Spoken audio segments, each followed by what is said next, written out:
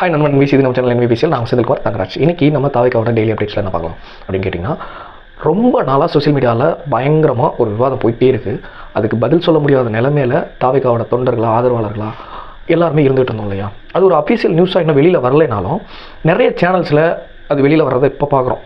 அதிகாரப்பூர்வமாக என்ன வெளில வரலைனாலும் நிறைய சேனல்ஸில் நிறைய சமூக வலைதளங்களில் பார்க்குறோம். என்ன விஷயம் அப்படின்னு கேட்டிங்கன்னா, 27ஆம் தேதி திங்கட்கிழமை அண்ணன் மாமல்லபுரத்தில் ஒரு ப்ரைவேட் ஹாலில் பாதிக்கப்பட்ட கரூரில் பாதிக்கப்பட்ட மக்களை அழைத்து தனித்தனியாக ஒவ்வொருத்தரோடையும் பேச்சுவார்த்தை நடத்த போகிறாரு. அது ஒரு மீட்டிங்காக அமையும்.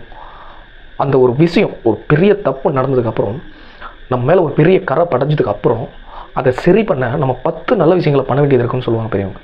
அதில் மொத்த விஷயமாக இது அமையணும் அப்படின்றது தான் ஒரு தொண்டனா ஒரு ரசிகனா எல்லாரோட விருப்பமாகவும் இருக்குது.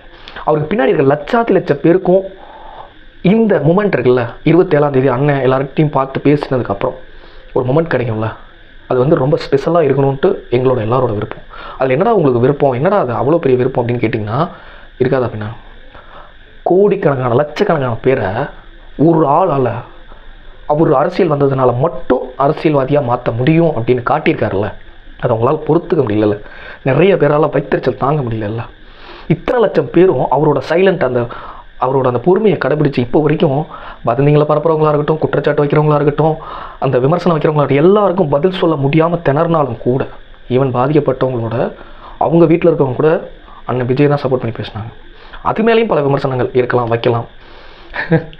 சாக வேண்டியவங்க தானே பாதிக்கப்பட்டவங்கன்னு பேசின உலகம் தானே இதை அதை கை கட்டி பார்த்துட்டு இருந்தவங்க தான். பெரிய விமர்சனங்கள் அது மேலே யாருமே வைக்கல. ஏன் அப்படின்னா எல்லாருக்குமே தெரியும் சமூக வலைதளங்களில் இன்றைய அரசியல் எப்படி நடந்துகிட்டு இருக்குது அப்படின்றது. ஓகே, லிவிட், அதை விட்டுருவோம். நம்மளோட மெயின் டாபிக் பார்த்திங்கன்னா, நம்ம அண்ணன் தளபதி விஜய் அவர்கள் 27ஆம் தேதி மாமல்லபுரத்தில் ப்ரைவேட் ஹால் ஒன்றில் பாதிக்கப்பட்ட மக்களை கூப்பிட்டு தனித்தனியாக பேச போகிறாரு. அவங்களுக்கு வேண்டியதை பண்ணித்தர போகிறாரு. ஆஃப்டர் இவ்வளோ பெரிய இயக்கத்தை, இவ்வளோ பெரிய ஒரு பிரம்மாண்ட கூட்டத்தை அவர் பின்னாடி வச்சுருக்காருல, எங்களுக்கு எல்லாருக்கும் ஏதோ ஒன்று சொல்லுவார். 2.0வோட முதல் தொடக்கமாக அவரோட அந்த கர்ஜனை கேட்குறதுக்கு எங்களை மாதிரி நிறைய பேர் வெயிட் பண்ணிகிட்டு இருக்கோங்கிறது அவரும் உணர்ந்திருப்பார். கண்டிப்பாக அந்த கர்ஜனை அன்றைக்கி நடக்கும் அப்படின்றது. சோசியல் மீடியாவில் வந்த நியூஸை மட்டும் வச்சு நான் சொல்கிறேன். இது எவ்வளோ உண்மையாகும்னு தெரில. நான் எதை பற்றி சொல்கிறேன்னா, அன்னைக்கு அந்த இடத்துல இந்த மாதிரி ஒரு நிகழ்ச்சி நடக்கும் அப்படின்றத நடந்தால் ரொம்ப சந்தோஷம். அது கன்ஃபார்ம் ஆகணும், அஃபீஷியலாக ஒரு நியூஸ் வரணும். இதுக்காக நம்ம எல்லாருமே வெயிட் பண்ணுவோம். வேறு ஒரு நியூஸோட நான் பார்க்குறேன். நான் செந்தில்குமார் தங்கராஜ்.